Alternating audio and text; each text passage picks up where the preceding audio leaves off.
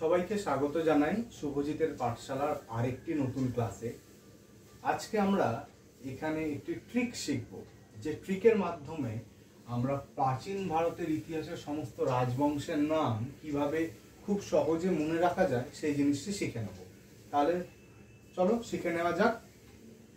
তাহলে ট্রিকটি কি? ট্রিকটি আমি এখানে আগে থেকে লিখে রেখে দিয়েছি। ট্রিকটি কি?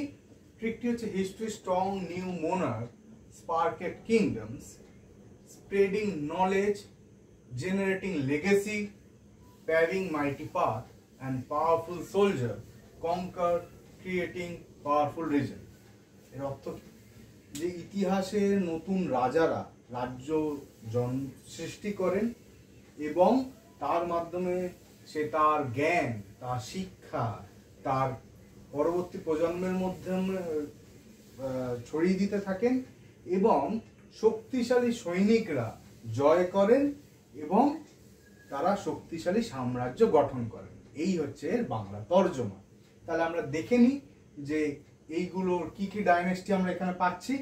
প্রথমেই আমরা হিস্ট্রির এইচে পাচ্ছি হচ্ছে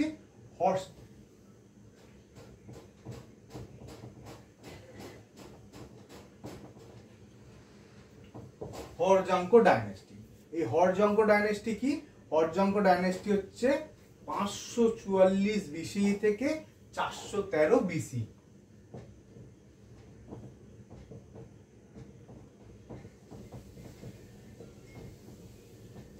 এই হচ্ছে হরজাঙ্ক ডাইনেস্টির টাইম ফ্রেম। এই হরজাঙ্ক ডাইনেস্টিরই পর বিম্বিসার হচ্ছে গুরুত্বপূর্ণ।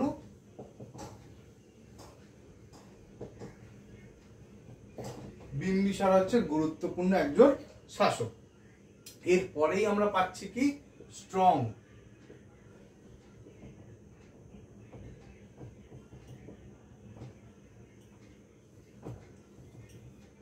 শিশুনাগ ডাইনেস্টি।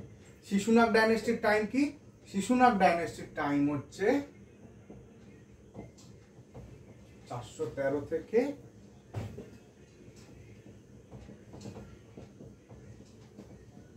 345 বিসি।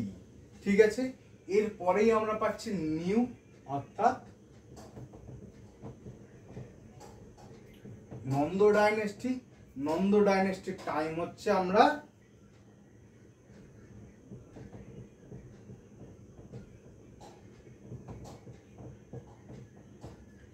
এই এদের মধ্যেই আমরা পাচ্ছি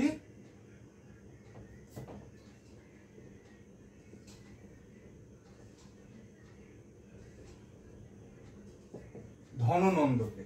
ঠিক আছে, এরা এখানে মোট 9 জন শাসক হচ্ছে এই নন্দ বংশকে রুল করছে।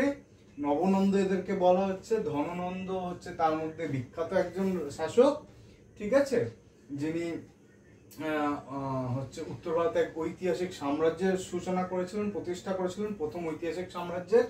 এই ধননন্দের সময় কিন্তু ভারতবর্ষে আলেকজান্ডার আক্রমণ করছে। এরপরেই আমরা পাচ্ছি মোনার্ক। মোনার্ক থেকে আমরা বুঝতে পারছি যে পরবর্তী নন্দদের পরেই আছে আমরা মৌর্য।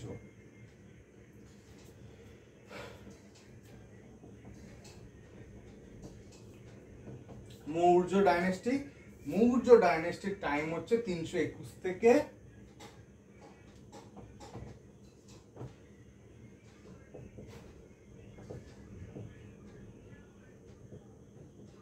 185 বিসি। চন্দ্রগুপ্ত মৌর্য কৌটিল্যের সহায়তায় বা বিষ্ণুগুপ্তের সহায়তায়, কৌটিল্যকে আমরা অনেক নামেই চিনে থাকি, চন্দ্রগুপ্ত মৌর্য মৌর্য সাম্রাজ্যের ভিত্তি স্থাপন করছে। এরপর হচ্ছে মৌর্য সাম্রাজ্যের বিশেষ বিখ্যাত সম্রাট হচ্ছেন অশোক। অশোক নিয়ে আমরা আগামী কোনো ক্লাসে আলোচনা করব অবশ্যই। এবং 185 খ্রিস্টপূর্বাব্দে বৃহদ্রথ অর্থাৎ মৌর্য সাম্রাজ্যের শেষ রাজা বৃহদ্রথ, তাকে তার হচ্ছে প্রধানমন্ত্রী তথা তাকে সৈন্যবাহিনীর সামনে হত্যা করছে এবং মৌর্য সাম্রাজ্যের পতন করছে। এরপরেই আমাদের চলে আসছে স্পার্কেড। স্পার্কেড হচ্ছে শুঙ্গ ডাইনেস্টি।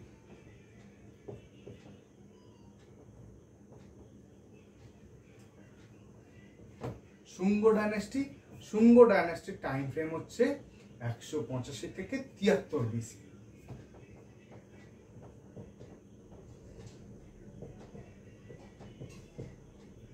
এবং কিংডম হচ্ছে এরপর হচ্ছে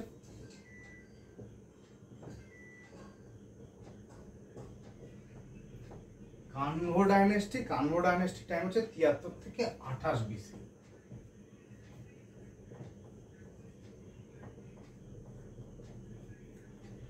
ঠিক আছে, তাহলে আমরা দেখে নিলাম history, strong, new monarch, sparked kingdoms. ঠিক আছে, আমরা এখানে কয়েকটি ডাইনেস্টির নাম দেখে নিলাম, তাদের টাইম দেখে নিলাম। এরপর আমরা চলে আসছি spreading knowledge, generating legacy. Spreading knowledge, generating legacy কি? স্প্রেডিং নলেজ অর্থাৎ হচ্ছে এখানে আমরা পাচ্ছি সাতবাহন ডাইনেস্টি,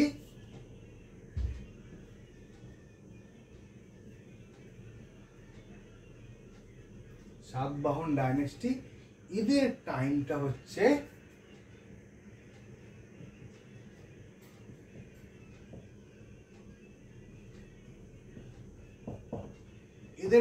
হচ্ছে খ্রিস্টপূর্ব 100 খ্রিস্টপূর্বাব্দ থেকে দ্বিতীয় শতক অব্দি, সেকেন্ড সেঞ্চুরি অব্দি এদের টাইম ফ্রেমটা ছিল।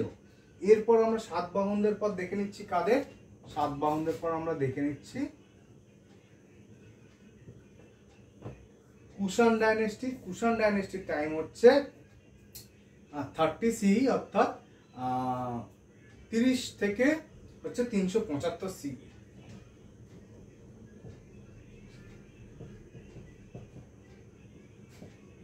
সি কথার অর্থ হচ্ছে খ্রিস্টানের, অর্থাৎ এটা খ্রিস্টাব্দের মধ্যে। কুষাণ সাম্রাজ্য হচ্ছে খ্রিস্টাব্দের সাম্রাজ্য। এরপর হচ্ছে জেনারেটিং। জেনারেটিং এর মধ্যে আমরা পাচ্ছি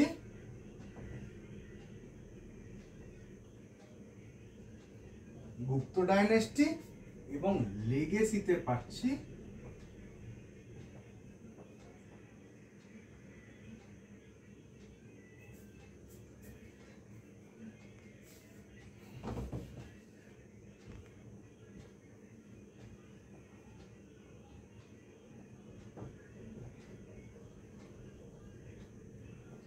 লেটার গুপ্ত ডাইনেস্টি।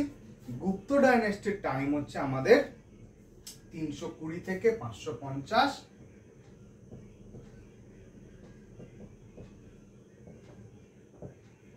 আর লেট গুপ্ত সাম্রাজ্য হচ্ছে 490 থেকে 750।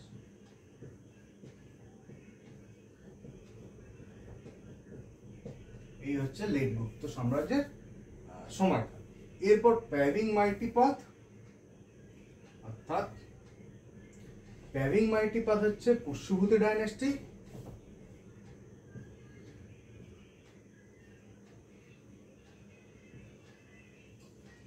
পুষ্যভূতি ডাইনেস্টি। পুষ্যভূতি ডাইনেস্টির টাইম হচ্ছে 500 থেকে 647।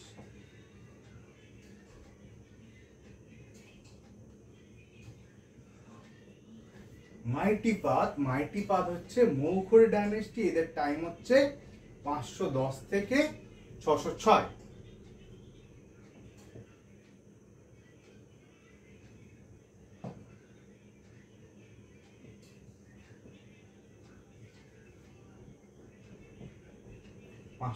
থেকে 606 এই হচ্ছে এদের time.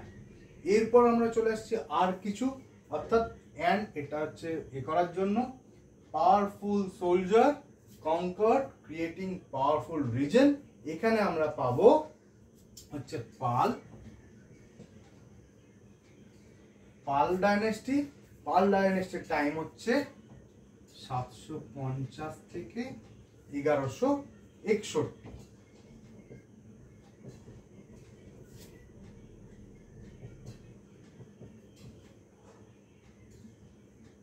Sen dynasty. Sen ডাইনেস্টির time হচ্ছে 1070 থেকে 1230।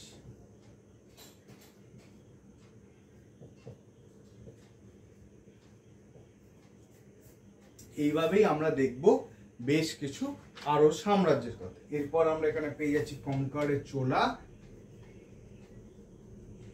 চোলা ডাইনেস্টি। চোলা ডাইনেস্টির টাইম হচ্ছে বিশাল বড় যেখানে 300 BCE থেকে 1279 CE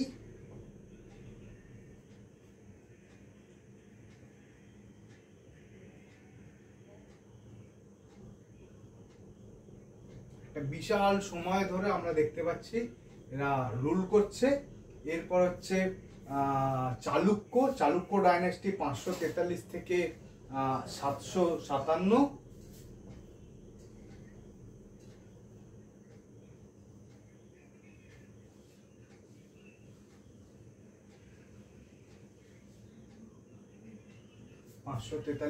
থেকে 757। এরপর হচ্ছে আমরা চালুক্য প্রতিহার দেখব।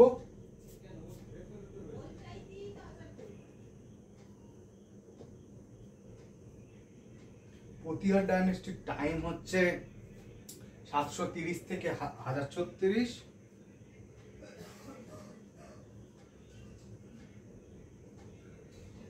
এবং লাস্ট হচ্ছে রাষ্ট্রকূট।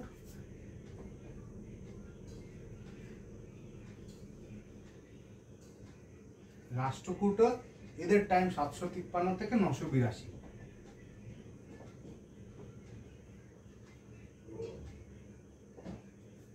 এই হচ্ছে পুরো সমস্ত প্রাচীন ভারতের ইতিহাসে যতগুলি রাজবংশ ছিল এবং গুরুত্বপূর্ণ, অবশ্যই গুরুত্বপূর্ণ, ইতিহাসে গুরুত্বপূর্ণ রাজবংশ, তাদের মনে রাখার একটি সুন্দর ট্রিক, এবং সেই ট্রিকগুলি উইথ সাল আমরা এখানে দেখে নিচ্ছি। তোমরা অনেকেই বলতে পারো যে আমি নিচের দিকে কোথায় দেখছি, কারণ নিচের দিকে আমি যে খাতায় আমার ট্রিকগুলো লিখে রাখি সেই খাতাটাকে আমি দেখছি, যেখানে আমার সমস্ত ট্রিকগুলি লেখা রয়েছে। এরকম ভাবে তোমাদের আরো অনেক ভিডিও আমি দিতে থাকবো, যা তোমাদের আগামী যে কোনো পরীক্ষায় এরকম পরপর যদি ক্রোনোলজিক্যাল সাজাতে দেয়, তাহলে তোমাদের খুব সহজেই যাতে মনে থাকে এবং তোমরা এর উত্তর করতে পারো। যদি তোমরা আমাদের এই চ্যানেলে বা পেজে নতুন হয়ে থাকো, তাহলে অবশ্যই আমাদের ফেসবুক পেজটিকে র্যাপিড হিস্ট্রি উইথ শুভজিৎকে ফলো করে রাখবে। এবং যদি তোমরা ইউটিউবে ভিডিওটি দেখে থাকো, তাহলে অবশ্যই আমাদের ইউটিউব চ্যানেলটিকে সাবস্ক্রাইব এবং বেল বাটনটি প্রেস করে রাখবে, যাতে আমাদের যে কোনো নতুন ভিডিও সবার আগে তোমরা দেখতে পাও। তাহলে দেখা হচ্ছে নতুন একটি ভিডিওতে।